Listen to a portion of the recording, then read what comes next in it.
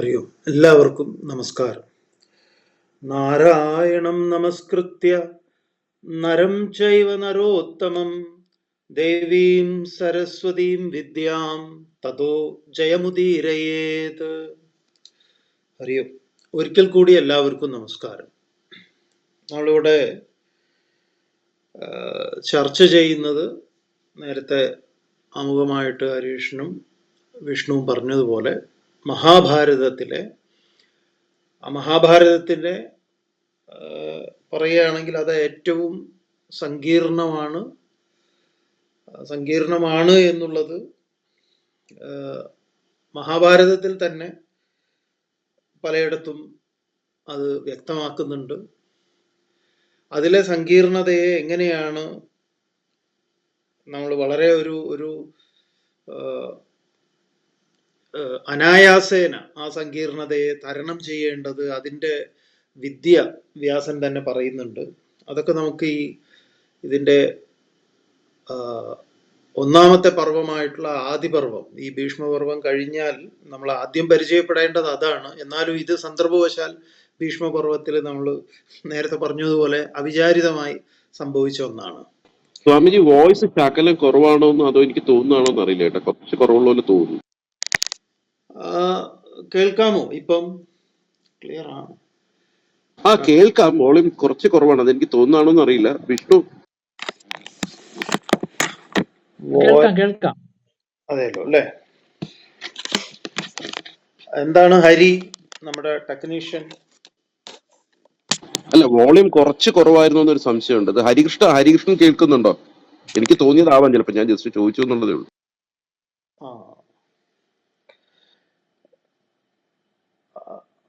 സ്വാമിജി തുടർന്നോളൂ. നമുക്ക് തോന്നുന്നു അതെ, ഈ പതിവ് പോലെയുള്ള സംഭവങ്ങളാണ്. നമ്മൾ മറ്റ് എന്താ പറയുക, ഏടാകൂടങ്ങളൊന്നും വെച്ചിട്ടില്ല ഇതിൽ. അതിൻ്റെ ഒരു പറയാം. എന്തായാലും നമുക്ക് നോക്കാം. അപ്പോ മഹാഭാരതം അതിലെ ഏറ്റവും പ്രധാനപ്പെട്ട ഒരു പർവമാണ്, 18 പർവങ്ങളിലെ 6ാമത്തെ പർവമായിട്ടുള്ള ഭീഷ്മപർവം. അനേകം ജ്ഞാനപ്രദങ്ങളായിട്ടുള്ള കാര്യങ്ങൾ ഈ പർവത്തിൽ ഉൾക്കൊള്ളിച്ചിട്ടുണ്ട് എന്നുള്ളത് ഇതിൻ്റെ സവിശേഷത. ഭഗവത്ഗീത, മഹാഭാരതത്തിൻ്റെ കേന്ദ്രമായിട്ടുള്ള ഭഗവത്ഗീത ഇതിലാണ് ഉൾക്കൊള്ളിച്ചിട്ടുള്ളത്. അതുപോലെ സംവാദങ്ങളിൽ ഏറ്റവും ശ്രേഷ്ഠമായിട്ടുള്ള പല സംവാദങ്ങളുണ്ട്. അതിൽ വ്യാസരുണ്ട്, ഭഗവാനുണ്ട്, അതുപോലെ നാരദരുണ്ട്. ഇവിടെ ഭീഷ്മപർവത്തിന്റെ ആരംഭത്തിൽ വ്യാസര് സംസാരിക്കുന്നു, അതുപോലെ നാരദൻ സംസാരിക്കുന്നു, ഭഗവാൻ സംസാരിക്കുന്നു. തുടർന്ന് വ്യാസരിൽ നിന്ന് സർവവും ഗ്രഹിക്കാനുള്ള ഗ്രഹണ സാമർഥ്യത്തെ, സർവജ്ഞാനത്തെ അനുഗ്രഹമായി ലഭിക്കുന്ന സഞ്ജയൻ, ആ സഞ്ജയനെ വളരെ മനോഹരമായിട്ട്, ആരാണ് സഞ്ജയൻ എന്ന് നമ്മൾ പഠിക്കേണ്ടതാണ്. ആ പഠിക്കാനുള്ള എല്ലാ വളരെ ആഴത്തിൽ മനനം ചെയ്യാൻ പാകത്തിന് വ്യാസൻ സഞ്ജയനെ അവതരിപ്പിക്കുന്നു. ആരാണ് സഞ്ജയൻ എന്ന് വ്യാസൻ തന്നെ പറയുന്നുണ്ട്. ആ പരമമായ സത്യത്തെ എങ്ങനെയാണോ നിർവചിക്കുന്നത്, ബ്രഹ്മത്തെ എങ്ങനെയാണോ നിർവചിക്കുന്നത്, അതുപോലെയാണ് സഞ്ജയനെ അവതരിപ്പിച്ചിട്ടുള്ളത്. കാരണം യുദ്ധഭൂമിയിൽ ഒരു അസ്ത്രശസ്ത്രങ്ങൾക്കും തകർക്കാൻ പറ്റാത്തതാണ് സഞ്ജയൻ എന്ന് പറയുന്നത്. പിന്നെ സഞ്ജയനെ ഗ്രഹിക്കാൻ സാധിക്കാത്തതായിട്ടുള്ള യാതൊന്നുമില്ല. അപ്പോൾ യുദ്ധഭൂമിയിലെ അണികളുടെ മനസ്സിൽ എന്ത് വികാര വിചാരങ്ങളാണ് ആവിർഭൂതമാകുന്നത്, അതിനെ ഗ്രഹിക്കാനുള്ള സാമർഥ്യം, ഇങ്ങനെ എല്ലാം അനുഗ്രഹിച്ച് കിട്ടിയിട്ടുള്ള ഒരാളായിട്ടാണ് സഞ്ജയനെ അവിടെ അവതരിപ്പിക്കുന്നത്. ആ സഞ്ജയൻ ഈ ഭഗവത്ഗീത പറയുന്ന സമയത്ത് 4 പേരെ കുറിച്ചാണ് പറയുക. ഗീത ആരംഭിക്കുന്നത് ധൃതരാഷ്ട്രനിൽ നിന്നാണ്. ഇപ്പൊ ഇവിടെ നേരത്തെ വിഷ്ണു പറഞ്ഞതുപോലെ ഗീതാ പർവത്തിലേക്ക് പ്രവേശിക്കാനുള്ള അതിൻ്റെ ഒരു പ്രവേശിക കൂടിയാണ്. ഇവിടുന്ന് തുടങ്ങി 13ാം അധ്യായം എത്തുമ്പോഴേക്കാണ് ഗീതയുടെ ഉപപർവം വരുന്നത്. ഇപ്പൊ നമ്മൾ 6ാം അധ്യായത്തിലേക്കാണ് ഇന്ന് പ്രവേശിക്കുക. അപ്പൊ ഇവിടെ ധൃതരാഷ്ട്ര സഞ്ജയ സംവാദമാണ് ഇപ്പൊ നടക്കുന്നത്. അപ്പൊ ധൃതരാഷ്ട്രൻ എന്ന് പറഞ്ഞാൽ അതിന്റെ തത്വചിന്തയിൽ പറയുമ്പോൾ കാണേണ്ടതിനെ കാണേണ്ട രീതിയിൽ കാണാൻ പറ്റാത്തൊരാള് എന്ന നിലയിലാണ്. ധൃതം രാഷ്ട്രം യേന സഹ, തൻ്റേതല്ലാത്തതിൽ തൻ്റേതെന്ന അഭിമാനം വെച്ച് പുലർത്തുന്നവരാരോ അവരൊക്കെ കണ്ണുകാണായ്മയുടെ പ്രതീകങ്ങളാണ്. അതാണ് അന്ധത. ഈ ധൃതരാഷ്ട്രന്റെ അന്ധതയെ പ്രജ്ഞാമാന്ദ്യമായിട്ട് വ്യാസര് തന്നെ അവതരിപ്പിക്കുന്നുണ്ട്. അപ്പൊ അതാണ് അതിൻ്റെ ആദ്യ പടി എന്ന് പറയുന്നത്. ആ പ്രജ്ഞാമാന്ദ്യത്തിന് ചോദ്യങ്ങൾ ഉണ്ടാകുന്നുണ്ട്, സംശയങ്ങൾ ഉണ്ടാകുന്നുണ്ട്. അത് വളരെ അനുകൂലമായിട്ടുള്ള ഒന്നാണ്. അതാണ് ഈ സഞ്ജയനുമായിട്ടുള്ള. അപ്പൊ സഞ്ജയനെ കുറിച്ച് പറഞ്ഞപ്പോൾ നേരത്തെ പറഞ്ഞതിൽ നിന്ന് സമ്യക്കാകും വണ്ണം ജയിച്ചവൻ എന്നാണ്. അതിന് നിരുക്തത്തിൽ പറയുന്നുണ്ട്, യഹ വിശിഷ്യത്തെ ശാസ്ത്രാദി പരിജ്ഞാനേന ബഹിർമുഖതാമുപേക്ഷ സ സഞ്ജയ. അപ്പൊ ശാസ്ത്ര പരിജ്ഞാനം ഹേതുവായിട്ട് പരമമായ ജ്ഞാനത്തെ ഉൾക്കൊണ്ടുകൊണ്ട് ഏതൊന്നിലാണോ ധൃതരാഷ്ട്രൻ പരാജയപ്പെട്ടത് അതിൽ പൂർണ്ണമായി വിജയിച്ചിട്ടുള്ള ഒരാളാണ്. അപ്പൊ സഞ്ജയനെ സംബന്ധിച്ച് പൂർണ്ണമായ വിജയം നേടിയിട്ടുള്ള ആളാണ്, തന്നിലും ലോകത്തിലും ലോകവിഷയങ്ങളിലും ഒക്കെ തന്നെ. പിന്നെയുള്ളത് അർജുനൻ, പിന്നെ ഭഗവാൻ. ഈ 4 പേരാണ് നമ്മൾ ആ രീതിയിൽ കാണുന്ന സമയത്ത് കാണുക. ഇവിടെ ഈ 2 പേരെയാണ് നമ്മളിപ്പോൾ ഒരു ഗുരു ശിഷ്യ സംവാദ രൂപത്തിൽ കാണുന്നത്, സഞ്ജയനും ധൃതരാഷ്ട്രനും. അപ്പം അതില് ധൃതരാഷ്ട്രൻ ഏതൊരു ഭൂമിക്ക് വേണ്ടിയിട്ടാണ് ഈ രാജാക്കന്മാര് യുദ്ധത്തിനായി അണിചേർന്ന് നിൽക്കുന്നത്, കൊതിപൂണ്ട് നിൽക്കുന്നത്, ആ ഭൂമിയെക്കുറിച്ച് എനിക്ക് പറഞ്ഞു തരൂ എന്ന് പറഞ്ഞ ആ ചോദ്യത്തിന് ഉത്തരമായിട്ടാണ് ഭൂമിയെക്കുറിച്ച് വിസ്തരിച്ച് പറയുകയാണ്. അതിലെ എത്ര തരം ജീവജാലങ്ങളുണ്ട്, എന്തൊക്കെയാണ് എന്നുള്ള കാര്യങ്ങളൊക്കെ ചോദ്യോത്തര രൂപത്തിൽ പറയുകയാണ്. ഈ അധ്യായത്തിലും തുടർന്നുള്ള അധ്യായങ്ങളിൽ വളരെ വിശേഷപ്പെട്ട ഓരോരോ കാര്യങ്ങൾ പറയുന്നുണ്ട്. അപ്പം ഇത് നമ്മൾ മനസ്സിലാക്കി പോവുക എന്നുള്ളത് ഒരു വളരെ രസകരമായിട്ടുള്ളൊരു കാര്യമാണ്. അപ്പം കഴിഞ്ഞ 5 അധ്യായങ്ങൾ നമ്മൾ ഏറെക്കുറെ വിസ്തരിച്ചു എന്ന് പറഞ്ഞാൽ സാമാന്യ രൂപത്തിൽ തന്നെ അതിനെ മനസ്സിലാക്കി പോയി. ഇവിടെ 6-ാം അധ്യായത്തിൻ്റെ ആരംഭത്തിൽ വീണ്ടും ധൃതരാഷ്ട്രന്റെ ചോദ്യമാണ്. ധൃതരാഷ്ട്ര ഉവാച ഉക്തോ ദ്വീപസ്യ സംക്ഷേപോ വിധിവത ബുദ്ധിമസ്ത്വയാ തത്വജ്ഞശ്ചാസി സർവസ്യ വിസ്തരം ബ്രൂഹി സഞ്ജയ. അങ്ങ് ഉക്തഃ ദ്വീപസ്യ സംക്ഷേപോ, അങ്ങ് ദ്വീപിനെ കുറിച്ച്, സുദർശന ദ്വീപിനെ കുറിച്ച് നേരത്തെ പറഞ്ഞു. ആ സുദർശന ദ്വീപ് ഒരു ചക്രം പോലെയാണ്. ആ ചക്രം പോലെയുള്ള അതിലെ മുയലിന്റെ കൊമ്പിന്റെ ചെവിയെക്കുറിച്ച്, അതിന്റെ റിഫ്ലക്ഷൻ ചന്ദ്രനിൽ കാണാം, ഇത്യാദി കാര്യങ്ങളൊക്കെ മുൻ അധ്യായങ്ങളിൽ പറഞ്ഞത് നമ്മൾ വിസ്തരിക്കേണ്ടായിട്ടുണ്ട്. അപ്പൊ അതിനെക്കുറിച്ച് പറയുകയാണ്. ഉക്തോ ദീപസ്യ സംക്ഷേപോ, അങ്ങ് ബുദ്ധിമാനായിട്ടുള്ള ജ്ഞാനിയായിട്ടുള്ള അല്ലയോ സഞ്ജയ, അങ്ങ് അതിനെക്കുറിച്ച് നന്നായി വർണ്ണിച്ചു. എന്നാൽ ആ ദ്വീപിനെ വിസ്തരം ബ്രൂഹി, സർവസ്യ വിസ്തരം ബ്രൂഹി, അതിൻ്റെ എല്ലാ ഭാഗങ്ങളെയും വിസ്തരിച്ച് കേൾക്കാൻ ഞാൻ ആഗ്രഹിക്കുന്നു എന്ന ധൃതരാഷ്ട്രന്റെ ചോദ്യത്തെ. ഇപ്പൊ നമ്മൾ ഈ ധൃതരാഷ്ട്രനെ, ഒരു ശരിയായ ജിജ്ഞാസുവായ ഒരു ധൃതരാഷ്ട്രനെ നമ്മൾ കാണുന്നില്ല, അല്ലെങ്കിൽ നമ്മൾ മനസ്സിലാക്കുന്നില്ല. ധൃതരാഷ്ട്രൻ എന്ന് പറഞ്ഞാൽ ഒരു കണ്ണുവട്ടൻ, 10 വയസ്സേക്ക് കൊള്ളാത്ത ഒരാളാ എന്ന നിലയിൽ നമ്മളങ്ങനെ അണ്ടർ എസ്റ്റിമേറ്റ് ചെയ്തിരിക്കുക. അപ്പൊ നേരത്തെ പറഞ്ഞതുപോലെ നമ്മൾ ഈ മഹാഭാരതത്തിന്റെ ഇങ്ങനെ ഉള്ളിലേക്ക് ഓരോരോ ശ്ലോകങ്ങളിലൂടെ അധ്യായങ്ങളിലൂടെ സഞ്ചരിക്കുന്ന സമയത്താണ് നമ്മൾ കൽപ്പിച്ചിരുന്ന ഓരോരോ കഥാപാത്രങ്ങൾ അങ്ങനെയല്ല, ഓ ഇത്രയും വലിയ ആഴമുള്ളതാണ് ഈ കഥാപാത്രങ്ങളിലൂടെ വ്യാസര് ഇത്രയും കാര്യങ്ങളൊക്കെ വിസ്തരിക്കുന്നു എന്നുള്ളത് നമ്മൾ അറിയുമ്പം നമ്മുടെ ഒരു പൂർവ്വ നിരീക്ഷണം, ആ നിരീക്ഷണം ഒരു വ്യക്തമായ പഠനത്തിലൂടെ അല്ല, മറിച്ച് എവിടുന്നൊക്കെയോ കുറെ കേട്ടതും നമ്മുടേതായിട്ടുള്ള ധാരണയിൽ നിന്നുണ്ടായിട്ടുള്ളതാണ്. അപ്പോ ആ ധാരണകൾക്കൊക്കെ മാറ്റം വരാനും വളരെ നിഷ്പക്ഷവും സ്വതന്ത്രവുമായി നമുക്ക് കാര്യങ്ങളെ ഗ്രഹിക്കാനുമുള്ള ഒരു തരത്തിലേക്കാണ് നമ്മൾ ഈ മഹാഭാരത ചർച്ചയെ അല്ലെങ്കിൽ ഇങ്ങനെ വിസ്തരിച്ച് കാണുന്നത്. അവിടെയാണ് നമ്മൾ ധൃതരാഷ്ട്രനെ ഇങ്ങനെ കാണുന്നത്. അങ്ങേയറ്റം ജിജ്ഞാസുവായിട്ടുള്ള ഒരു ധൃതരാഷ്ട്രൻ, ഒരു വിദ്യാർത്ഥിയുടെ അതേ എല്ലാ ലക്ഷണങ്ങളോടും കൂടി ഗുരുവിനോട് ചോദിക്കുന്ന ആ ഭാവത്തിലാണ് ധൃതരാഷ്ട്രൻ ഇവിടെ അവതരിപ്പിക്കുന്നത്. അതുകൊണ്ട് വിസ്തരം ബ്രൂഹി, വിസ്തരിച്ച് അങ്ങ് എന്നോട് പറഞ്ഞു തന്നാലും. അങ്ങ് ആരാണ്? തത്വജ്ഞശ്ചാസി, അങ്ങ് തത്വത്തെ ഗ്രഹിച്ചിട്ടുള്ള ഒരാളാണല്ലോ. അതുകൊണ്ട് അങ്ങാണ് ഇതിന് എന്തുകൊണ്ടും യോഗ്യനായിട്ടുള്ള ഒരാള്. അതുകൊണ്ട് അങ്ങ് എന്നോട് പറഞ്ഞു തന്നാലും. എന്തൊക്കെയാണ്? യാവാൻ ഭൂമ്യവകാശോയം ദൃശ്യതേ ശശലക്ഷണേ തസ്യ പ്രമാണം പ്രബ്രൂഹി തതോ വക്ഷ്യസി പിപ്പലം. യാവാൻ ഭൂമി അവകാശോയം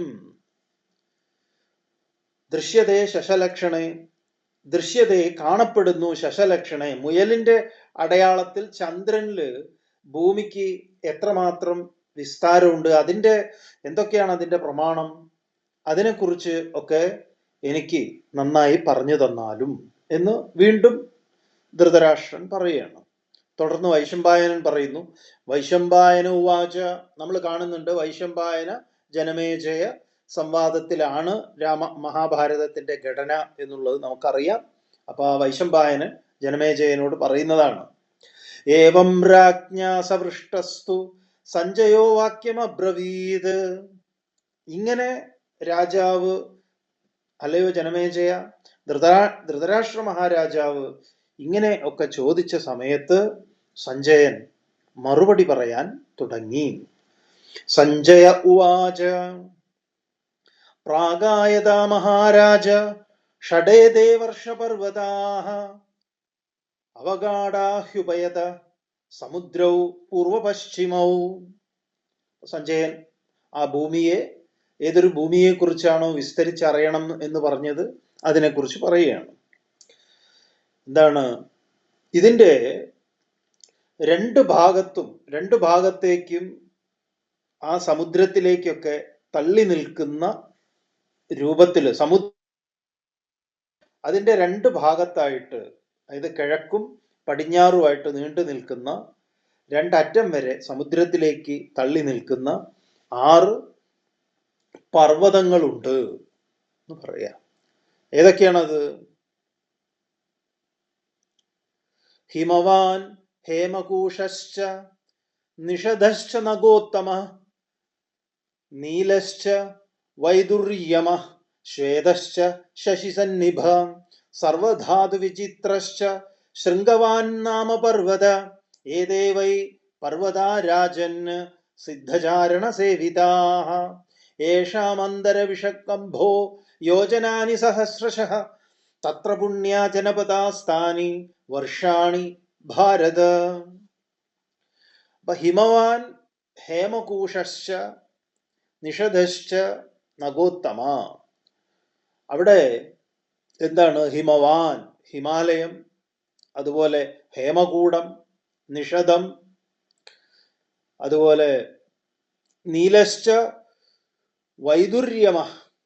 അപ്പോ ആ വൈഡൂര്യം കൊണ്ട് നിറയപ്പെട്ടിട്ടുള്ള നീലഗിരി, അതുപോലെ ശശിസന്നിഭ ചന്ദ്രനെ പോലെ തിളങ്ങുന്ന ശ്വേതഗിരി. അതുപോലെ ഇവിടെ നമ്മൾ മനസ്സിലാക്കേണ്ടുന്ന ഒരു വളരെ അതായത് ഈ നമ്മളെപ്പോഴും മഹാഭാരതത്തിൽ ഇവിടെ ഇതൊക്കെ സാധാരണഗതിയിൽ പറഞ്ഞു പോകുന്നതാണ്.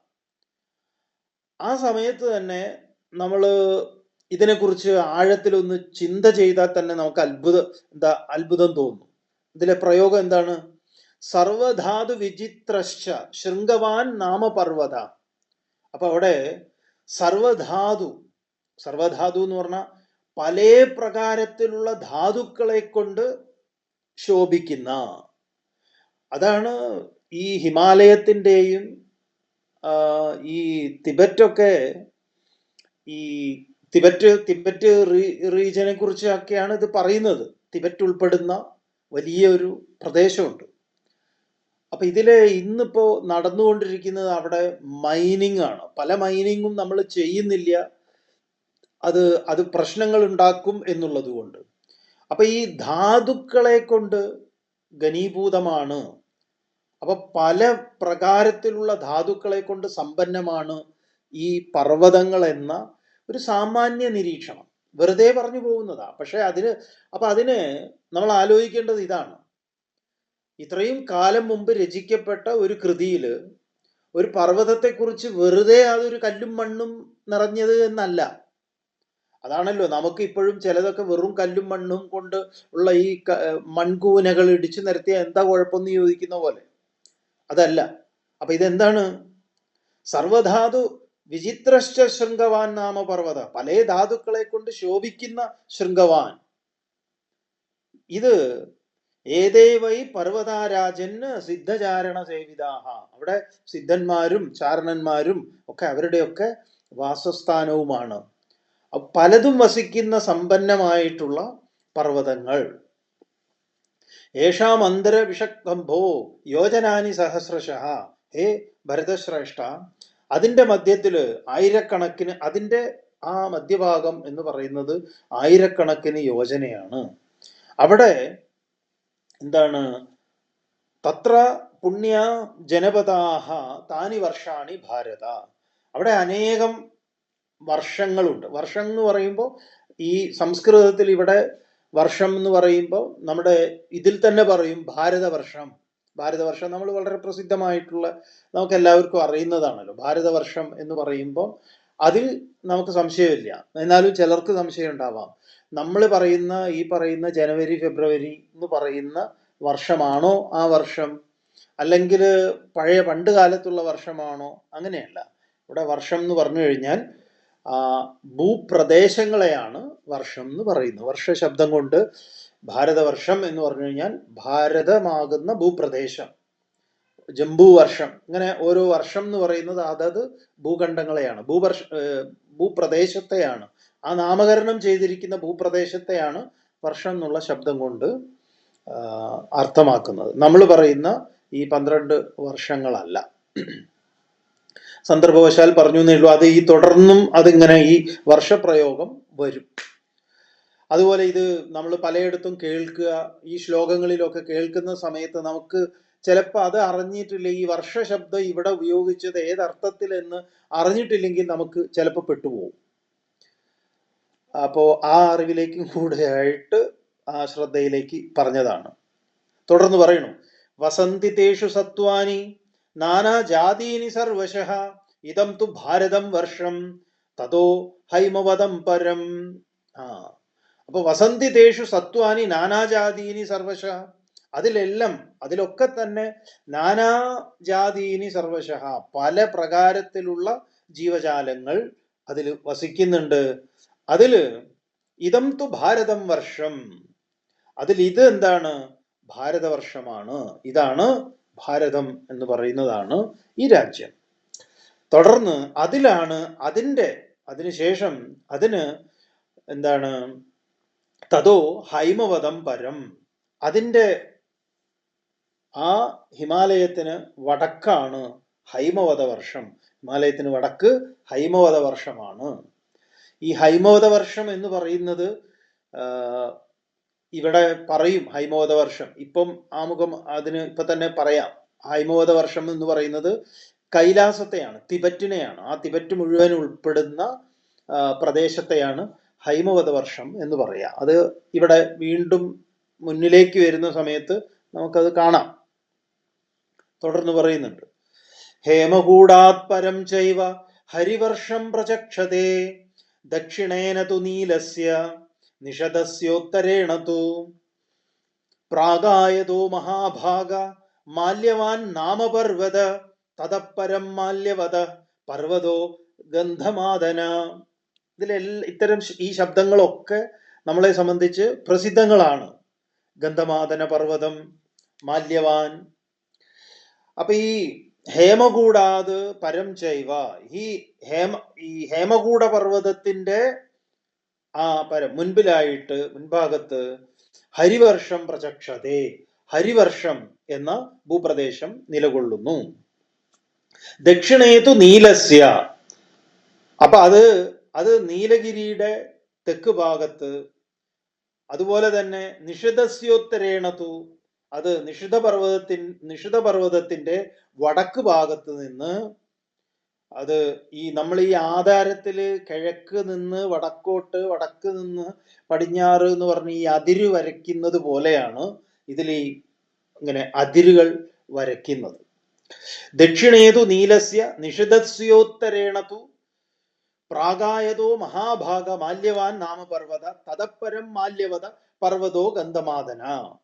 അവിടെ നിന്ന് ഈ വ്യാപിച്ചു കിടക്കുന്ന പടിഞ്ഞാറോട്ട് കിടക്കുന്നത് മുഴുവൻ മാല്യവാൻ പർവ്വതമാണ്.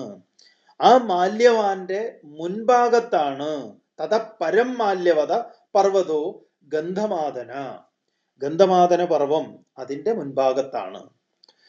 പരിമണ്ഡലസ്തയോർമധ്യേ മേരു കനകപർവത ആദിത്യ തരുണാഭാസോ വിധൂമ ഇവ പാവക. ഇതിന്റെ രണ്ടിന്റെയും പരിമണ്ഡല തയോഹോ മധ്യേ, ഇതിന്റെ രണ്ടിന്റെയും മധ്യത്തിലാണ് സ്വർണമയമായിട്ടുള്ള മേരു പർവ്വതം, മേരു കനകപർവത. ഈ മേരു എന്ന് കൈലാസത്തിന് ഒരു പേരുണ്ട്, മേരു പർവ്വതം എന്ന്. അപ്പൊ ഇതിലെ വർണ്ണന കൊണ്ട് നമുക്ക് ഇതൊക്കെ ആ ഭാഗങ്ങളിൽ ഇങ്ങനെയുള്ളതാ. നമ്മളെ സംബന്ധിച്ച് നമ്മൾക്ക് ഏറ്റവും ഇവിടെ ഒരിക്കൽ പോലും ഹിമാലയ പർവ്വത ഈ പ്രാന്തപ്രദേശങ്ങളിലേക്ക് യാത്ര ചെയ്യാത്തവരെ സംബന്ധിച്ച് ഇതിനൊരു ഐഡിയ കിട്ടില്ല. ഒരിക്കലെങ്കിലും നിങ്ങൾ ഈ ഹിമാലയത്തിലേക്ക് യാത്ര ചെയ്തു കഴിഞ്ഞാലാണ് ഇത് പിടികിട്ടുക. എത്രമാത്രം പർവ്വതങ്ങളാണ്! നിങ്ങൾ ഈ ഹിമാലയത്തിലേക്ക് പോയി കഴിഞ്ഞാൽ ഈ സകല പർവ്വതങ്ങൾക്കും പേരുകളാണ്, സകല പർവ്വതങ്ങൾക്കും പേരുകൾ. നമ്മൾ ഈ കടലിന്റെ ഉള്ളിലേക്ക് പോയതുപോലെയാ. എങ്ങനെയാണോ കടലിങ്ങനെ അതിവിശാലമായിട്ട് പരന്നിങ്ങനെ കിടക്കുന്നത്, അതേപോലെ പർവ്വതങ്ങളുടെ ഒരു എന്താ പറയുക, പണ്ടൊക്കെ നമ്മുടെ ഒരു ധാരണ ഹിമാലയം എന്ന് പറഞ്ഞാൽ ഈ എവറസ്റ്റിന്റെ ഒക്കെ ചിത്രം കണ്ടിട്ടുള്ള, ഹിമാലയത്തിന്റെ ഒക്കെ ചിത്രം കണ്ടിട്ടുള്ളപ്പോൾ ധാരണ എന്താന്ന് പറഞ്ഞാൽ ഒരു വലിയൊരു പർവ്വതത്തെയാണ് ഈ ഹിമാലയം എന്ന് പറഞ്ഞിരിക്കുന്നത് എന്നാണ്. ഇത് ആയിരക്കണക്കിന്, ആയിരമല്ല ലക്ഷക്കണക്കിന് എന്ന് വേണം പറയാൻ, അങ്ങനെ പർവ്വതങ്ങൾ.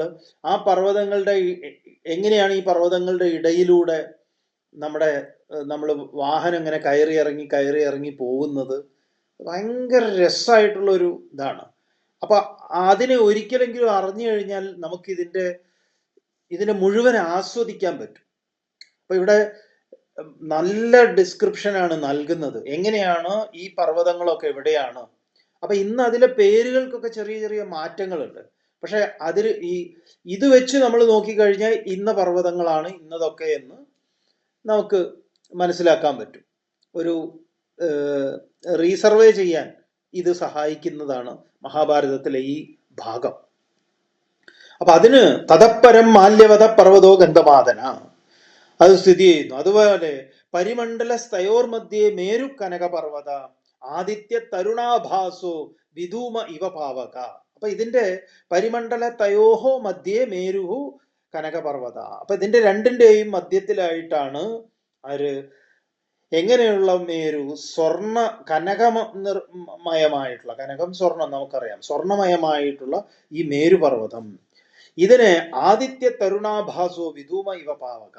എങ്ങനെയാണ് പ്രഭാത സൂര്യൻ അങ്ങനെ ഉദിച്ചുയർന്നു നിൽക്കുന്നത് പോലെ, അതുപോലെ തന്നെ വിധൂമ ഇവ പാവക, ധൂമമില്ലാത്ത, ധൂമം പുക, വിധൂമ പുകയൊഴിഞ്ഞ പാവകൻ, അഗ്നിയെ പോലെ ഇത് പ്രകാശിക്കുന്നു. അത് കൈലാസത്തെ നമ്മൾ രാവിലെ ഉദയസൂര്യന്റെ കിരണങ്ങളെ കൊണ്ട് നല്ല വലിയ സ്വർണത്തിന്റെ വലിയൊരു കട്ട പോലെയാണ് നമുക്ക് കൈലാസം കാണാൻ സാധിക്കുക. അത് ആ കൈലാസ പർവ്വതത്തിന് മാത്രമേ ഉള്ളൂ. വേറെ ഒരു പർവ്വതത്തിലേക്കും ആ ശോഭ കടന്നു വരാതെ അതങ്ങനെ വേറിട്ട് നിൽക്കുന്നത് കാണുമ്പോൾ നമുക്ക് അത്ഭുതം തോന്നും. ഇതെന്താ ഇതിൽ മാത്രം ഇങ്ങനെയെന്ന്. അവിടെ അനേക പർവ്വതങ്ങളുണ്ട്, പക്ഷെ ഇത് മാത്രം ഇങ്ങനെ അങ്ങനെ എടുത്ത് നമ്മൾ കാണുന്ന സമയത്ത് കൈലാസത്തിൽ പോയിട്ടുള്ള ആളുകൾ, നമ്മുടെ കൂടെ കൈലാസ യാത്ര ചെയ്തവർ ഇതിലുണ്ട്, അവർക്കറിയാം. ഇത് പറയുമ്പം അവർക്കത് ഓർമ്മ വരും. ഏതായാലും സഞ്ജയൻ വിവരിക്കുകയാണ്. യോജനാനാം സഹസ്രാണി ചതുരശീതി രുചിസ്ത്രിത അധസ്താ ചതുരശീതിർ യോജനാനാം മഹീപദേ. അല്ലയോ മഹാരാജന്, അതിൻ്റെ യോജനാനാം സഹസ്രാണി ചതുരശീതി ഉച്ഛ്രിത, അത് എത്രയാണ് അതിൻ്റെ കണക്ക് എന്ന് ചോദിച്ചു കഴിഞ്ഞാൽ അതിൻ്റെ ഉയരം പറയുകയാണ്. 84,000 യോജനയാണ് അതിൻ്റെ ഉയരം. അതിൻ്റെ അതിൻ്റെ അടിഭാഗമാകട്ടെ അത്ര തന്നെ താഴേക്ക് 84,000 യോജന അത് ഭൂമിയിലേക്കും പരന്നു നിൽക്കുന്നുണ്ട്. അതിൻ്റെ ഉയരവും അതിൻ്റെ ഈ വ്യാപ്തിയും അടിയിലുള്ള അതിൻ്റെ ഒരു കണക്ക് പറയാം. ഒരു ഭയങ്കര രസമായിട്ടുള്ള ഒരു കണക്കാണ്. എത്രയാണോ അത് ഭൂമിയിൽ ഉറപ്പിച്ചിരിക്കുന്നത് അത്ര തന്നെ അത് ഉയരത്തിലേക്ക് മുകളിലേക്ക് പോയിട്ടുണ്ട്. ഊർധ്വമതശ്ചതിര്യച്ച ലോകാൻ ആവൃത്യ തിഷ്ഠതി തസ്യ പാർശ്വേക്ഷ്വമീ ദ്വീപാഹ ചത്വാര സംസ്ഥിതാ വിഭോഃ. ആ മേരുപർവ്വതം ഊർധ്വമതശ്ചതിര്യച്ച, അത് മുകളിലെയും താഴെയും അതേപോലെ തന്നെ അതിൻ്റെ ഇരു പാർശ്വഭാഗങ്ങളും മുഴുവൻ ലോകങ്ങളെയും ചുറ്റി നിൽക്കുന്നു. അതുമായിട്ട് ബന്ധപ്പെട്ടതാണ് ഈ ഭൂമിയുടെ സർവവും. അതിൻ്റെ പാർശ്വഭാഗത്താണ് ഈ 4 ദ്വീപുകൾ സ്ഥിതി ചെയ്യുന്നത് എന്ന് പറയാം. ഭദ്രാശ്വ കേതുമാലശ്ച ജംബൂദ്വീപശ്ച ഭാരത ഉത്തരാശ്ചൈവ കുരവ കൃതപുണ്യ പ്രതിശ്രയാഹ. അതേതൊക്കെയാണ് എന്നാണെങ്കിൽ ഭദ്രാശ്വം, കേതുമാലം, ജംബൂദ്വീപശ്ച ജംബൂദ്വീപം, ഉത്തരാശ്ചൈവ കുരവ ഉത്തരകുരു. ഇതാണ് ഈ 4 ദ്വീപുകൾ. ഇതിലാണ് ഉത്തരാശ്ചൈവ കുരവ കൃതപുണ്യ പ്രതിശ്രിയാഹ. ഇതില് ഈ ഉത്തരകുരു ദ്വീപിലാണ് പുണ്യാത്മാക്കളായിട്ടുള്ള മഹാത്മാക്കളൊക്കെ വസിക്കുന്നത് എന്ന് പറയാം. വിഹഗ സുമുഖോയസ്തു സുവർണസ്യാത്മജ കില സവൈ വിചിന്തയാമാസ സൗവർണാൻ വീക്ഷ്യവായസാൻ മേരുരുത്തമമധ്യാനാം അധമാനാം ച പക്ഷിണം അവിശേഷകരോർ യസ്മാത് തസ്മാദേനം ത്യജാമ്യഹം. അവിടെ ഒരു ചെറിയൊരു കഥയും കൂടെ പറയുകയാണ്. പണ്ട് ഒരു കാലത്ത് ഗരുഡന്റെ പുത്രനായിട്ടുള്ള സുമുഖൻ, വിഹക സുമുഖോയഹാസ്തു സുവർണസ്യാത്മജ കില. അവിടെ പണ്ട് പ്രസിദ്ധമാണല്ലോ, കില എന്ന് പറഞ്ഞാൽ പ്രസിദ്ധമാണ്. ഈ പക്ഷിരാജാവായിട്ടുള്ള ഗരുഡന്റെ പുത്രനായിട്ടുള്ള സുമുഖൻ മേരുപർവ്വതത്തില് അവിടെ എന്താണ് സവൈ വിചിന്തയാമാസ സൗവർണാൻ വീക്ഷ്യ വായസാന്. അത് വളരെ രസമായിട്ടുള്ള ഒരു പ്രയോഗവും കൂടിയാണ്. കാരണം ഇതൊക്കെ തന്നെ നമ്മളെ അത്ഭുതപ്പെടുത്തുന്നതാ. എന്താണ് അവിടെ സ്വർണ്ണ നിറത്തിലുള്ള സൗവർണാൻ, ഈ സ്വർണ്ണ നിറത്തിലുള്ള കാക്കകളെ കണ്ടു. അങ്ങനെ ഈ സ്വർണ്ണ നിറത്തിലുള്ള കാക്കകള്, അപ്പൊ ഇദ്ദേഹം വിചാരിക്കുകയാണ്, ഈ സുമുഖൻ വിചാരിക്കുകയാണ്, ഇവിടെ ഈ മേരുരുത്തമ മധ്യാനാം അധമാനാം ച പക്ഷിണാം അവശേഷകയോർ യസ്മാത് തസ്മാത് ഏനം ത്യജാമ്യഹം. അതുകൊണ്ട് ഞാൻ ഇതിനെ ത്യജിക്കുകയാണ്, ഈ പർവ്വതത്തെ ത്യജിക്കുന്നു. എന്തുകൊണ്ടെന്നാൽ ഇവിടെ ഭേദങ്ങളൊന്നും കാണുന്നില്ല. കാരണം ഇവിടെ ഉത്തമന്മാർ, മധ്യമന്മാർ, അധമന്മാർ എന്ന് പക്ഷികളില് വ്യത്യാസങ്ങൾ കാണുന്നില്ല. ഇവിടെയൊക്കെ എല്ലാവരും സമന്മാരായിട്ടാണ് കാണുന്നത്. യാതൊരു ഭേദവും കാണുന്നില്ല. കാരണം മൂപ്പർക്ക് ഇവിടെ ആ സെലിബ്രിറ്റിയുടെ ഒരു പരിവേഷമൊന്നും കിട്ടില്ല എന്നുള്ളത് കൊണ്ട് ഞാൻ ഈ ദ്വീപിൽ താമസിക്കാൻ താല്പര്യമില്ല എന്ന് തീരുമാനിച്ചിട്ട് മൂപ്പര് അവിടുന്ന് പണ്ടേ സ്ഥലം വിട്ടതാണ്. ഈ സ്ഥലം ശരിയല്ല എന്ന്. അത് നമ്മൾ പല സ്ഥലങ്ങളെ കുറിച്ച് അങ്ങനെ പറയുമല്ലോ, അവിടെ ഈ പറഞ്ഞതുപോലെ യാതൊരു ഇതൊന്നും ഇല്ലാന്ന്, എല്ലാവരും ഒരേ സ്ഥലത്ത് തന്നെ, നമ്മുടെ ആൾക്കാരൊന്നും അവിടെ ഇല്ല, അപ്പൊ നമ്മുടെ ആൾക്കാർ അസ്മാദികളൊന്നും ഇല്ലാത്തത് കൊണ്ട് ഞാൻ അവിടുന്ന് വേഗം സ്ഥലം കാര്യമാക്കി. അപ്പൊ നമ്മുടെ ആൾക്കാരുള്ളിടത്ത് താമസിക്കുക, അങ്ങനെയുള്ള ഫ്ലാറ്റുകളിൽ താമസിക്കുക, ആ പ്രദേശത്ത് താമസിക്കുക. അപ്പോ അത് പറ്റുന്ന ആളുകളും അതല്ല ഇതെല്ലാം കൂടെ മിക്സ് ചെയ്ത് കഴിയുന്ന സ്ഥലം കാണുമ്പോൾ ഇതെന്തിടപാട്, ഞാൻ ഇവിടുന്ന് പോവാണ് എന്ന ഒരു ചിന്തയെ ഏത് കാലം മുമ്പാണ് അതൊരു പക്ഷിയിൽ ആരോപിച്ചു. പക്ഷികളിലും ഉണ്ടല്ലോ ഇത്തരം, പക്ഷികളിലെ മൃഗങ്ങളിലൊക്കെ ഉണ്ട്. ഈ സിംഹവാലൻ കുരങ്ങി ഇരിക്കുന്നിടത്ത് നമ്മുടെ സാധാ കുരങ്ങി ഇരിക്കൂല. അങ്ങനെ പലതും ഉണ്ട്. ഈ പലരും തമ്മിൽ ഒരുമിച്ച് അങ്ങനെയൊന്നും അവിടെ ഈ കാട്ടിൽ പോയി കഴിഞ്ഞാൽ നമ്മൾ ഈ എല്ലാ വിവേചനവും നമുക്ക് കാണാൻ സാധിക്കും. ഇപ്പൊ തന്നെ കണ്ടില്ലേ, ഇന്നൊരു ന്യൂസ് വന്നത്, ഈ ചക്കക്കൊമ്പൻ വേറൊരു കൊമ്പനെ ഇടിച്ച് ലെവലാക്കി, അത് പാവം ചെരിഞ്ഞു. കാരണം ഇവര് തമ്മിലുള്ള മത്സരത്തിൽ ആരാണ് അധിപൻ എന്നുള്ളത് നിശ്ചയിക്കുകയാണ്, കാട്ടിന്റെ നേതാവിനെ നിശ്ചയിക്കുകയാണ്. അപ്പൊ അത് അവരുടെ ഇടയിലുണ്ട്, അത്തരം സംഘർഷങ്ങളൊക്കെ ഉണ്ട്. ഏതായാലും മഹാഭാരതത്തിലും ഇങ്ങനെയൊരു കാര്യം ഉള്ളതുകൊണ്ട് മൂപ്പര് അവിടുന്ന് സ്ഥലം വിട്ടു എന്ന് പറയുന്നതാണ്. ഗരുഡന്റെ പുത്രൻ സുമുഖൻ ഇത് സ്ഥലം ശരിയല്ല, ഇന്നതാണ് അതിന് കാരണം എന്ന് പറഞ്ഞ് വേറൊരു സ്ഥലത്തേക്ക് പോയിട്ടുണ്ട്. തമാദിത്യോനു പര്യേതി സതതം ജ്യോതിഷാം വര ചന്ദ്രമാശ്ച സനക്ഷത്രോ വായുശ്ചൈവ പ്രദക്ഷിണ. അങ്ങനെ ഈ സതതം ജ്യോതിഷാം വര, ഈ ജ്യോതിഷാം വരം, ജ്യോതിഷം നമ്മുടെ ഈ ജ്യോതിഷമല്ല, ജ്യോതിർമയമായിട്ടുള്ള ഗ്രഹങ്ങളിൽ ശ്രേഷ്ഠനായിട്ടുള്ള ആദിത്യൻ, സൂര്യൻ, നക്ഷത്രങ്ങളോട് കൂടിയിട്ട് ചന്ദ്രൻ, വായു, ഇതെല്ലാം എപ്പോഴും എന്തിനെയാണ്, ഈ മേരുവിനെ ഇതിനെങ്ങനെ പ്രദക്ഷിണം ചെയ്തുകൊണ്ടിരിക്കുന്നു. സ പർവ്വതോ മഹാരാജ ദിവ്യപുഷ്പഫലാന്വിത ഭവനൈരാവൃത സർവൈഹി ജാംബൂനത പരിഷ്കൃതൈഹി. അവിടെ സ പർവ്വതോ മഹാരാജ, ഹേ മഹാരാജന്, ആ പർവ്വതം ദിവ്യപുഷ്പഫലാന്വിത, ദിവ്യങ്ങളായ പുഷ്പങ്ങൾ, അതുപോലെ തന്നെ ദിവ്യങ്ങളായ പഴങ്ങൾ, ഇതൊക്കെ നിറഞ്ഞിട്ടുള്ളതാണ്. അവിടെ ഭവനൈഹി ആവൃത സർവൈഹി, അവിടുത്തെ വീടുകൾ തന്നെ സ്വർണം കൊണ്ട് അലങ്കരിക്കപ്പെട്ടിട്ടുള്ളതാണ്. അവിടെ എവിടെ നോക്കിക്കഴിഞ്ഞാലും വളരെ മനോഹരമായിട്ടുള്ളതാണ്. തത്ര ദേവഗണാരാജന് ഗന്ധർവാസുര രാക്ഷസാഹ അപ്സരോഗണ സംയുക്താഹ ശൈലേ ക്രീഡന്തി സർവദാ.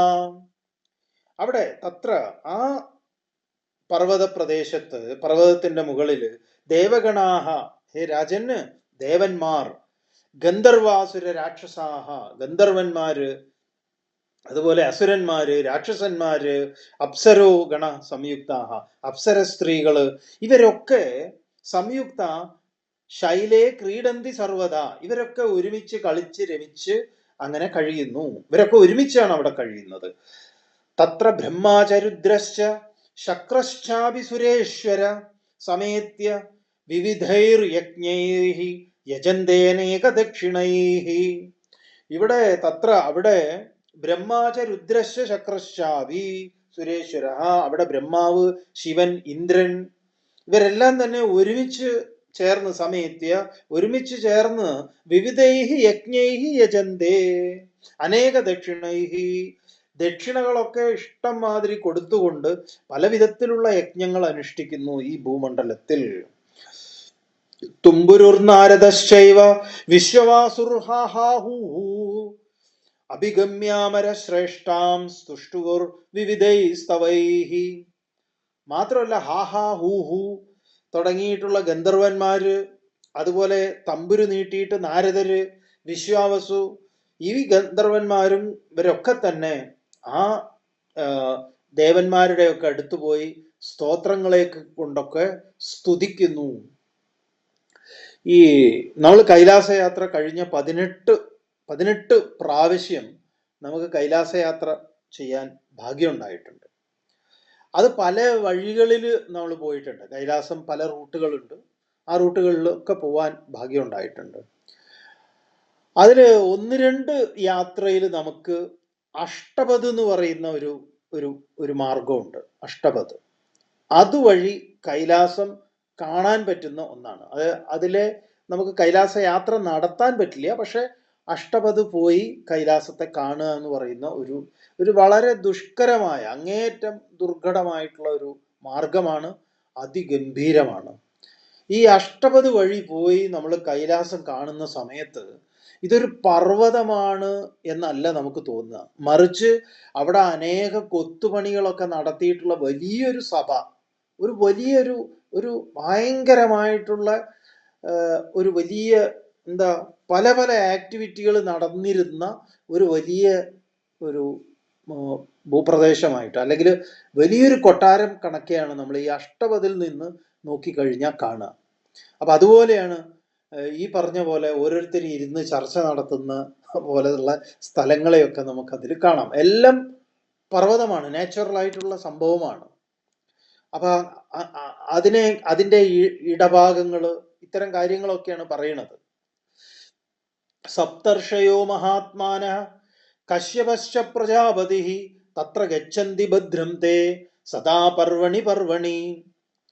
ഇങ്ങനെ അവിടെ സപ്തർഷയോ മഹാത്മാനഹ, മഹാത്മാക്കളായിട്ടുള്ള സപ്തർഷിമാര്, കശ്യപൻ, പ്രജാപതിയായിട്ടുള്ള കശ്യപൻ, തത്ര ഗച്ഛന്തി ഭദ്രം തേ, അവിടെ അവര് എത്തിച്ചേരുന്നു.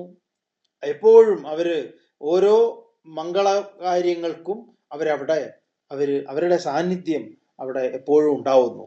തസ്സൈവ മൂർധന്യുഷാനാഹ കാവ്യോദൈർമഹീപതേ ഇമാനി തസ്യ രത്നാനി തസ്യേമേ രത്നപർവതാഹ. ആ മേരുപർവ്വതത്തിന്റെ കൊടുമുടിയില് ശുക്രാചാര്യൻ അസുരന്മാരോട് കൂടി താമസിക്കുന്നു. അസുരന്മാരുടെ ഗുരുവായിട്ടുള്ള ശുക്രാചാര്യര് അവിടെ താമസിക്കുന്നു.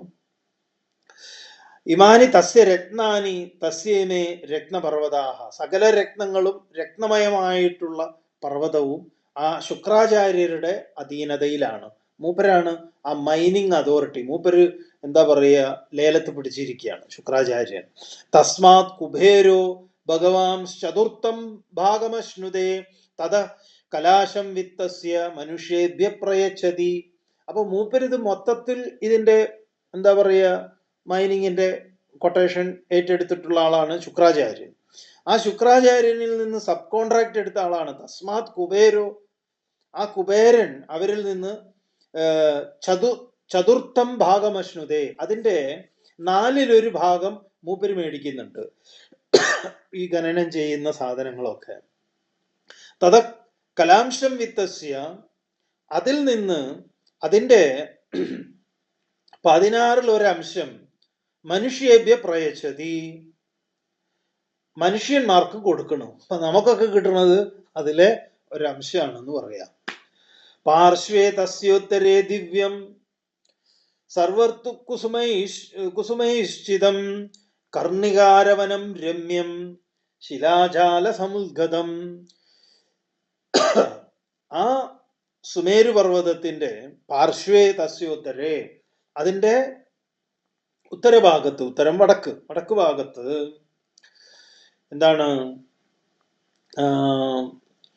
സർവർതു കുസുമൈശ്ചിതം കർണികാര വനം രമ്യം. ഈ കർണികാര വൃക്ഷങ്ങളുടെ ഒരു വനമുണ്ട്. കർണികാരം നമ്മളിവിടെ പറയുന്ന സമയത്ത്, കർണികാരം എന്ന് പറഞ്ഞാൽ നമ്മുടെ വിഷുവിന് പൂക്കുന്ന കൊന്നയാണ്. കൊന്നയ്ക്ക് സമാനമായിട്ടുള്ള വലിയ കുലകൾ ഉള്ള പൂക്കളാണ്. അതിമനോഹരമായിട്ടുള്ള ഈ കർണികാരെന്ന് കൊന്നയെ പറയാറുണ്ട്. അപ്പൊ ആ കൊന്നപ്പൂവിന് കണക്കായിട്ടുള്ള ഇതിൽ പല വൃക്ഷങ്ങളെ കുറിച്ചും ചെടികളെ കുറിച്ചും ഒക്കെ പറയുമ്പം അത്തരം പരാമർശങ്ങളുണ്ട്. ആ പരാമർശങ്ങളെയൊക്കെ, അല്ലെങ്കിൽ ആ പേരുകളൊക്കെ ഇന്നും ഉപയോഗിക്കുന്ന വൃക്ഷങ്ങളും സസ്യങ്ങളും ഒക്കെ നമ്മുടെ നാട്ടിലും അയൽനാട്ടിലും ഒക്കെ ഉണ്ട്. അപ്പൊ കർണികാരം കൊണ്ട് നിറഞ്ഞിരിക്കുന്ന, കർണികാരത്തിന് മറ്റു പലയിടത്തും കർണികാരത്തിന്റെ പ്രയോഗങ്ങൾ നമുക്ക് കാണാം. ശാകുന്തളത്തിലും പലയിടത്തും. എന്താന്ന് പറഞ്ഞു കഴിഞ്ഞാൽ, ഈ പ്രത്യേകിച്ചും ഈ സൗന്ദര്യത്തിന്റെ ഒരു ഏറ്റവും വലിയ പ്രതീകമാണ്. ഏവരെയും ഹഠാത് ആകർഷിക്കുന്ന, മനസ്സിനെ ആകർഷിക്കുന്ന ഒന്നാണ്. അത് നമുക്കറിയാലോ. കൊന്ന പൂത്തു കഴിഞ്ഞാൽ ഏതൊരാളും ആ കൊന്നയെ കാണാതെ പോവില്ല. അത് കണ്ണിന് ഏറ്റവും ഇതുണ്ടാക്കുന്നതാണ്, ഇമ്പം ഉണ്ടാക്കുന്നതാണ്. അതുകൊണ്ടായിരിക്കാം വിഷുക്കണിക്ക് നമ്മളത് അതിന് ഒരു എത്ര പ്രാധാന്യം കൊടുത്തിട്ടുള്ളത്. കണി എന്ന് പറയുന്നത് തന്നെ കർണികാരത്തിൽ നിന്ന് വന്നതായിരിക്കാം, ചിലപ്പോൾ ആ ശബ്ദത്തിൽ നിന്നായിരിക്കാം, അതിനെ കാണുക എന്നുള്ളതായിരിക്കാം. ഏതായാലും കർണികാര വൃക്ഷങ്ങളെ കൊണ്ടുള്ള ഒരു വനം തന്നെ ഉണ്ട്, കർണികാര വനം രമ്യം. അവിടെ അതുപോലെ തന്നെ രമ്യം ശിലാജാല സമുദ്ഗതം, പല വിധത്തിലുള്ള കല്ലുകളെ കൊണ്ട് കൂടി നിൽക്കുന്നതാണ്. വൈവിധ്യങ്ങളാർന്ന ശിലകളുണ്ട്. ഇതൊക്കെ നിങ്ങൾ ഹിമാലയം കാണണം. തത്ര സാക്ഷാത് പശുപതിർ ദിവ്യർ ഭൂതൈ സമാവൃത ഉമാ സഹായോ ഭഗവാൻ രമതേ ഭൂതഭാവന കർണികാരമയീം മാലാം ബിഭ്രത് പാദാവലംബിനീം ത്രിഭിർനേത്രൈ കൃതോദ്യോത സ്ത്രിഭിഃ സൂര്യേർവോദിതൈഃ. തത്ര സാക്ഷാത് പശുപതി വ്യാഖ്യാനിക്കേണ്ട തന്നെ ആവശ്യമില്ല. അവിടെ സാക്ഷാൽ ഭഗവാൻ പരമശിവൻ എന്താണ്, ദിവ്യൈഹി ഭൂതൈഹി സമാവൃത, മൂപ്പരുടെ ഭൂതഗണങ്ങളൊക്കെ ഉണ്ടല്ലോ, ആ ഭൂതഗണങ്ങളോടൊക്കെ ആയിട്ട് യമൻ തുടങ്ങിയിട്ടുള്ള, അവിടെയാണ് നമ്മുടെ യമദ്വാരമൊക്കെ ഉള്ളത്. ആ ഭാഗത്തൊക്കെ ഉള്ളത് ഈ കൈലാസത്തെ ഇങ്ങനെ തൊഴുതുകൊണ്ട് അടങ്ങി പഞ്ചപുച്ഛ അടക്കി നിൽക്കുന്ന മറ്റു പർവ്വതങ്ങളെ നമുക്ക് കാണാം. നോക്കിക്കഴിഞ്ഞാൽ നമുക്ക് തോന്നും ഈ ദേ ആ അമ്രാൻ എന്ന് പറഞ്ഞിങ്ങനെ റാമൂളികളായിട്ടുള്ള സമീപ പർവ്വതങ്ങളെയൊക്കെ കാണുമ്പോൾ നമുക്ക് തന്നെ തോന്നും ഇവരൊക്കെ കൈലാസത്തെ അനുസരിച്ചിങ്ങനെ മിണ്ടാതെ ഓച്ചാനിച്ചിരിക്കുന്നവരാണ് എന്ന്. ആ മട്ടിലാണ് കൈലാസത്തിനോട് കുറേ ദൂരെയായിട്ട് ഈ യമദ്വാരം ഉള്ളത്. യമദ്വാരത്തിൻ്റെ ഇടതുഭാഗത്ത് കാണുന്ന പർവ്വതം, യമദ്വാരത്തിൻ്റെ ഇടതുഭാഗത്ത് നിന്ന് പിന്നെ കുറേയും കൂടെ അവിടുന്ന് അങ്ങോട്ട് മുന്നോട്ട് പോയാൽ പിന്നെ നമ്മുടെ കേദാർനാഥാണ്, നമ്മുടെ ഹിമാലയമാണ്. രസമാണ് ആ സ്ഥലമൊക്കെ. അപ്പോ അവിടെ എന്താണ്, ആരൊക്കെ ഉണ്ട് അവിടെ? ഈ സാക്ഷാൽ പരമശിവൻ, ഈ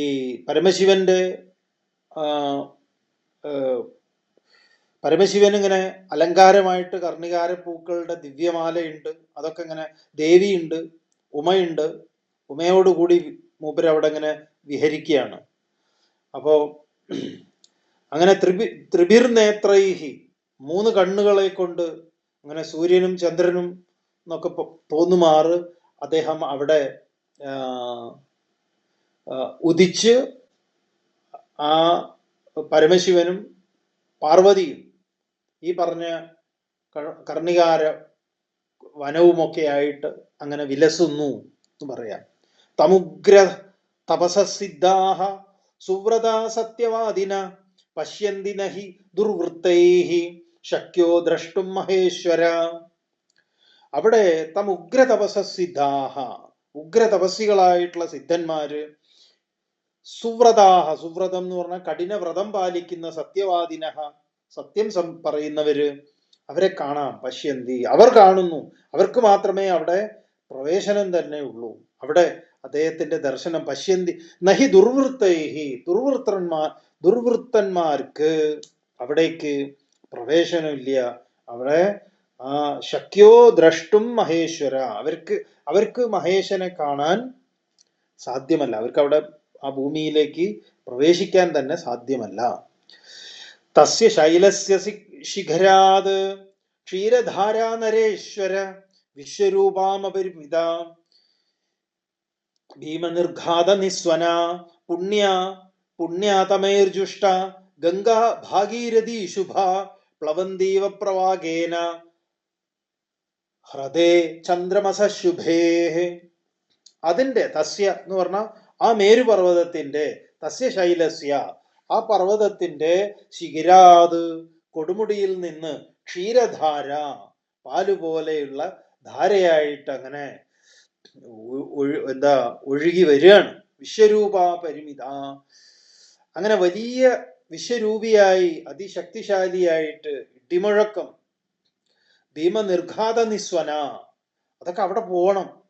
ആ പോകുമ്പോൾ തന്നെ നമുക്ക് കാറ്റിന്റെ ശബ്ദം കേൾക്കുമ്പോൾ തന്നെ പേടിയാവും. അങ്ങനെ അവിടെ ഇങ്ങനെ ഇടിയൊക്കെ വെട്ടും. ആ ഇടി വെട്ടിക്കൊണ്ട് തന്നെ ആ വിശ്വരൂപയും അതിശക്തിശാലിയുമായിട്ട് ഇടിമുഴക്കം ഉണ്ടാക്കിയിട്ട് ആ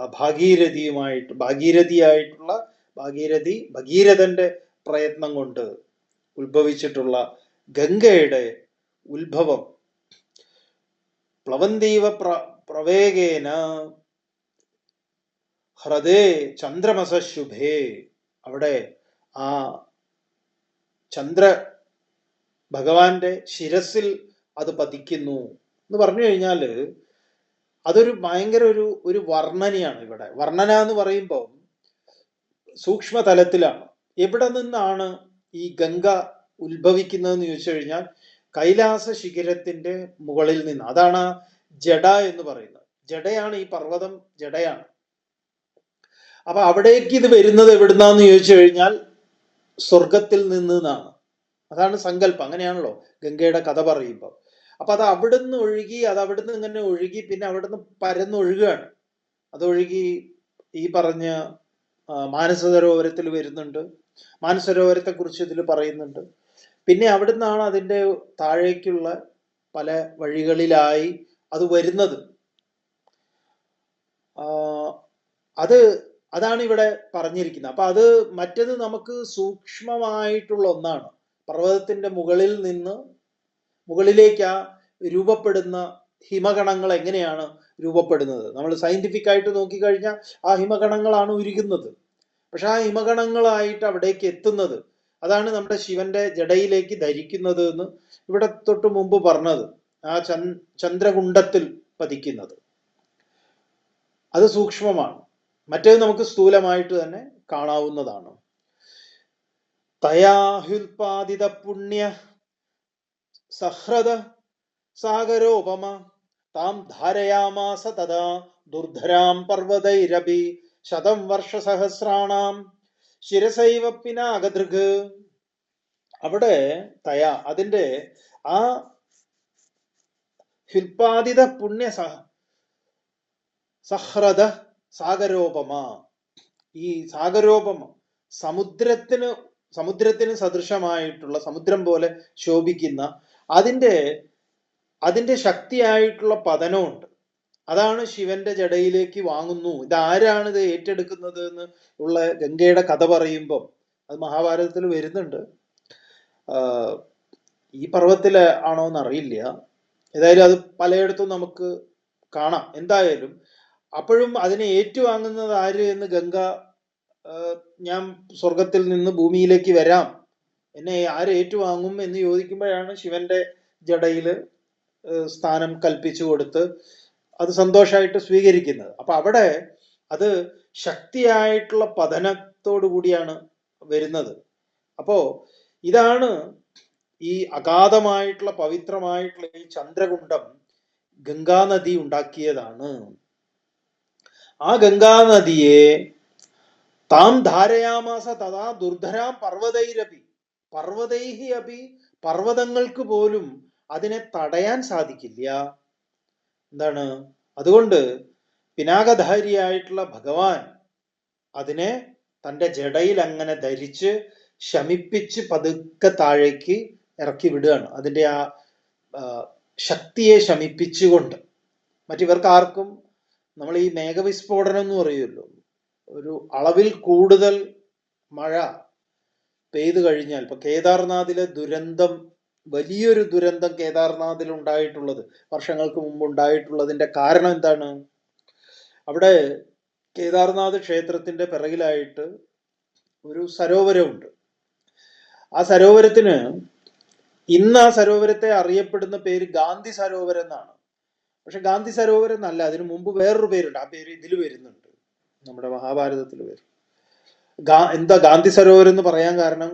മഹാത്മജിയുടെ ചിതാഭസ്മം അവിടെ അവിടെ ഇട്ടിട്ടുണ്ടായിരുന്നു.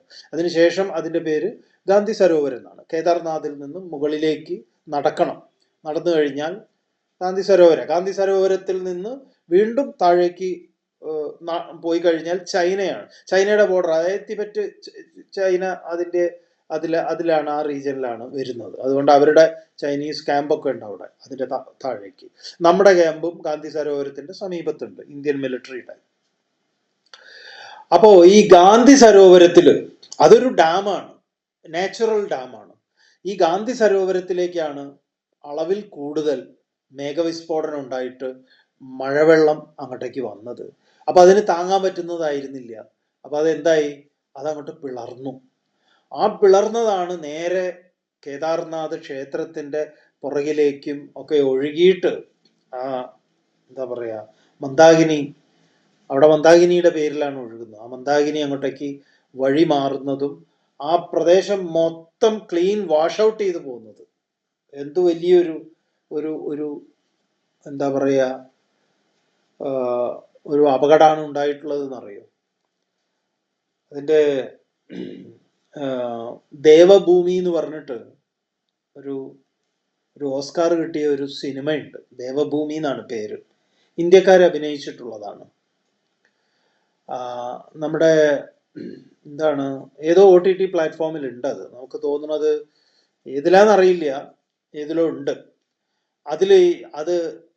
അതിൽ ഈ ദുരന്തത്തിൻ്റെ കാര്യങ്ങൾ അതിന് ശേഷമുള്ള കുറേ ഷൂട്ട് ചെയ്തിട്ടുള്ളത് ആ സിനിമയിൽ കാണിക്കുന്നുണ്ട്. അതിനെക്കുറിച്ച് അതിൽ പറയുന്നുണ്ട്. ആ സിനിമയുടെ കഥ മറ്റൊന്നാണ്, പക്ഷെ അത് ഇതിൽ വരുന്നുണ്ട്. അപ്പോൾ പറഞ്ഞു വന്നത് എന്താന്ന് പറഞ്ഞാൽ, അത് നമ്മൾ കേട്ടിട്ടുണ്ടാവും, കേരളത്തിലുള്ളവർ എത്രമാത്രം അത് ഓർക്കുന്നുണ്ട് എന്നറിയില്ല. അത് സംഭവിച്ചിട്ടുള്ളത് ഇങ്ങനെയാണ്. അപ്പോൾ ഇതിനെ ആലങ്കാരികമായിട്ട് പറയും.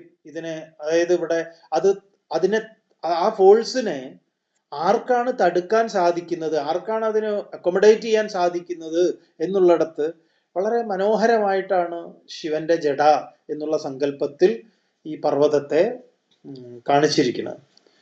അപ്പോൾ അതിലാണ് അതിനെ പിനാകധാരിയായിട്ടുള്ള ഭഗവാൻ ശിവൻ എത്ര കാലം എന്ന് പറയാ, 100 വർഷസഹസ്രാണാം ശിരസൈവ പിനാകദൃഗ്, 1,00,000 വർഷങ്ങളായിട്ട് തൻ്റെ ജടയിൽ ധരിച്ചു കൊണ്ടിരിക്കുന്നത്. ഇത് ഇന്നും ഇന്നലെയും തുടങ്ങിയതല്ല, ലക്ഷക്കണക്കിന് വർഷങ്ങളായിട്ട് മൂപ്പരതിനെ അങ്ങനെ ധരിച്ചിരിക്കുകയാണെന്നാണ്. മേരോസ്തു പശ്ചിമേ പാർശ്വേ കേതുമാലോ മഹീപദേ ജംബൂഗണ്ഡസ്തു തത്രൈവ സുമഹാൻ നന്ദനോപമ ആയുർദശസഹസ്രാണി വർഷാണാം തത്ര ഭാരത. ആ മേരുവിൻ്റെ പശ്ചിമേ പടിഞ്ഞാറു ഭാഗത്താണ് നന്ദവനം പോലെ മനോഹരമായി തോന്നുന്ന വിശാലമായിട്ടുള്ള ജംബൂഖണ്ഡം എന്ന പേരായിട്ടുള്ള ജംബൂഖണ്ഡസ്തു തത്രൈവ സുമഹാൻ നന്ദനോപമ, ആ ജംബൂഖണ്ഡം പേരുള്ള പ്രദേശം സ്ഥിതി ചെയ്യുന്നു. അതിലോ കേതുമാലം എന്ന് പറയുന്ന ദ്വീപ്. ഇനി അവിടത്തെ ആയുർദശ സഹസ്രാണി വർഷാണാം തത്ര ഭാരത, അല്ലയോ രാജാവേ, അവിടത്തെ ആളുകളുടെ ആയുസ് എന്ന് പറയുന്നത് തന്നെ 10,000 വർഷമാണ് എന്ന് പറയുക. 10,000 വർഷമാണ് അവരുടെ ആയുസ്.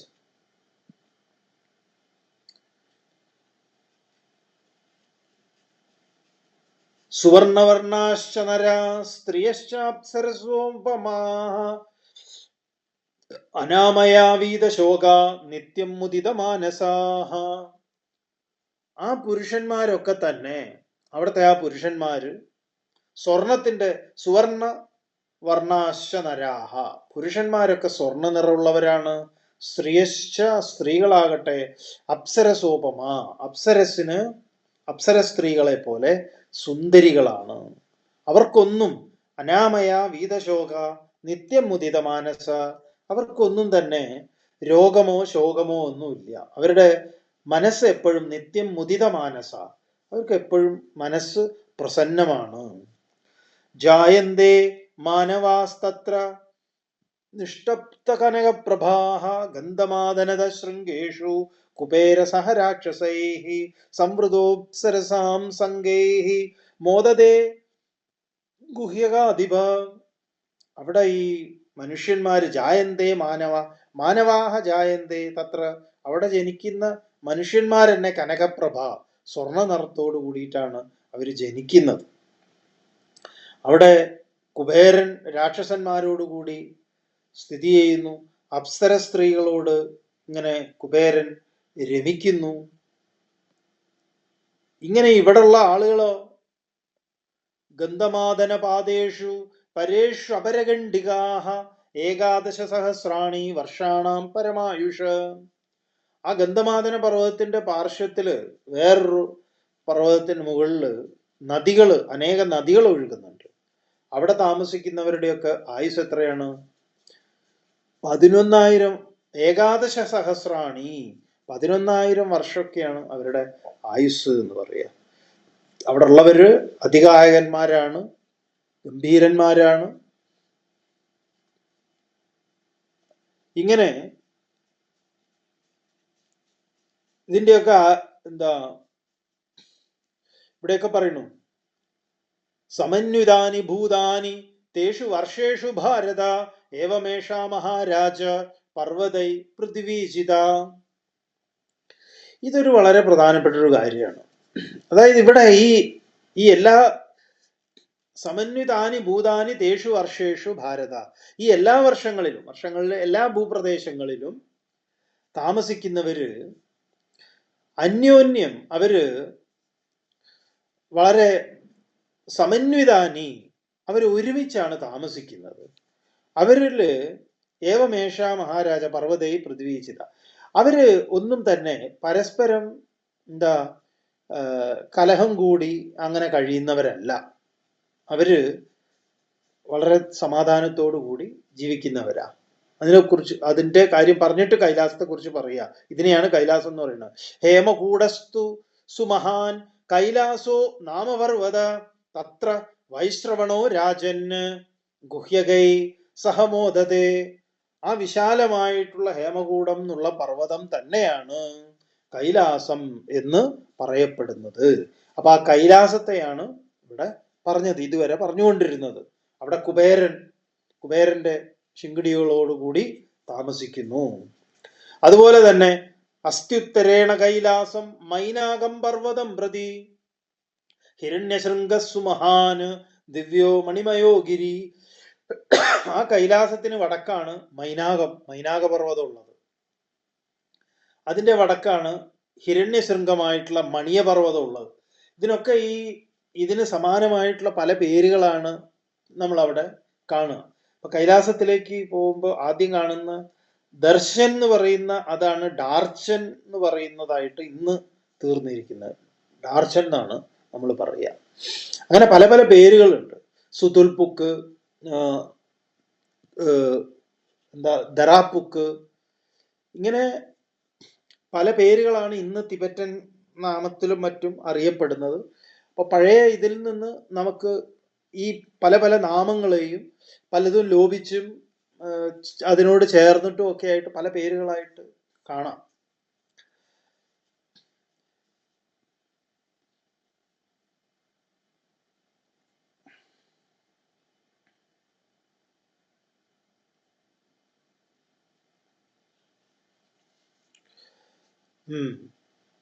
ഇങ്ങനെ പറയുന്നു, സവൈ സുദർശന ദ്വീപോ ദൃശ്യതേ ശശവദ്വിതം ദ്വിതാ യാം തു പൃച്ഛസി മാം രാജൻ ദിവ്യമേതാം ശശാകൃതിം പാർശ്വേ ശശസ്യ ദ്വേ വർഷേ ഉക്തേ യേ ദക്ഷിണോത്തരേ കർണൗ തു നാഗദ്വീപശ്ച കാശ്യപ ദ്വീപ ഏവച. അങ്ങ് സവൈ സുദർശന ദ്വീപോ ദൃശ്യതേ ശശവദ്വിതാ യാം തു പൃച്ഛസി മാം രാജൻ. അങ്ങ് ചോദിച്ചല്ലോ എന്നോട് ഈ മുയലിന്റെ ചെവി പോലുള്ള ഇതിനെ കുറിച്ചൊക്കെ, എന്താ ഇതിന്റെ രഹസ്യം എന്നൊക്കെ, അതിനെ കുറിച്ചൊക്കെ ഞാൻ വിസ്തരിച്ച് പറഞ്ഞു തരാം. അതാണ് ഇതിന്റെ 2 ചെവികൾ, അത് പറഞ്ഞു തരാം. അതുപോലെ താമ്രവർണ്ണ ശിരോരാജൻ ശ്രീമാൻ മലയപർവ്വത ഏതദ് ദ്വിതീയം ദ്വീപസ്യ ദൃശ്യതേ ശശസംസ്ഥിതം. ഇങ്ങനെ ഈ താമ്രവർണ്ണ ശിരോരാജൻ, അതും മറ്റൊന്ന് ഈ താമ്രവർണ്ണം എന്ന് പറഞ്ഞു കഴിഞ്ഞാല് ചുവന്ന നിറത്തോട് കൂടിയിട്ടുള്ള, നമ്മള് ഈ എന്താ റെഡോക്കോ അങ്ങനെ എന്തൊക്കെയോ പറഞ്ഞിട്ടുള്ള ഈ മരങ്ങളുണ്ട്. അത് ഹിമാലയത്തിൽ നമുക്ക് കാണാം പല പ്രദേശങ്ങളിലും. അപ്പൊ അതിനെ താമ്രവർണ്ണ ശിരോരാജൻ, അതിന്റെ അതുകൊണ്ട് വലിയ എന്താ കൂടാരം തീർത്തിരിക്കുന്ന അതുകൊണ്ട് ശോഭിക്കുന്ന മലയപർവ്വതം അതിൻ്റെ തലയാണ് എന്ന് പറയാം. ഇങ്ങനെ തുടർന്നിട്ട് ഇതിന്റെ തുടർന്ന് ധൃതരാഷ്ട്രൻ ചോദിക്കുന്നതാണ്, മേധോ രഥോത്തരം പാർശ്വം പൂർവം ആചക്ഷ്വ സഞ്ജയ നിഖിലേന മഹാബുദ്ധേ മാല്യവന്തം ച പർവ്വതം. എനിക്ക് മേരുപർവ്വതത്തിന്റെ വടക്ക്, അതിന്റെ മറ്റു കാര്യങ്ങള്, ഇത്തരം കാര്യങ്ങളൊക്കെ എനിക്ക് പറഞ്ഞു തരണം. ഇങ്ങനെ ഇത് പറഞ്ഞിട്ട് രാജ്യങ്ങളെക്കുറിച്ച്, ഓരോരോ രാജ്യങ്ങൾ ഏതൊക്കെയാണ്, ആ രാജ്യങ്ങളുടെയൊക്കെ പേരുകൾ, അതിൽ ഓരോന്നിലും ഒഴുകുന്ന നദികൾ ഏതൊക്കെയാണ്, അതിൻ്റെ പേരുകൾ, ഇങ്ങനെയുള്ള വിസ്താരങ്ങളാണ് തുടർന്ന് വരുന്ന ഭാഗങ്ങളൊക്കെ. നമുക്ക് തോന്നുന്നു അതൊക്കെ നമുക്ക് വരുന്ന സമയത്ത് അടുത്ത ഞായറാഴ്ച നമുക്കത് ചർച്ച ചെയ്യാം. ഓം പൂർണ്ണമദഃ പൂർണ്ണമിദം പൂർണ്ണാത് പൂർണ്ണമുദച്യതേ പൂർണ്ണസ്യ പൂർണ്ണമാദായ പൂർണ്ണമേവാവശിഷ്യതേ. ഓം ശാന്തി ശാന്തി ശാന്തി. ഹരി ഓം.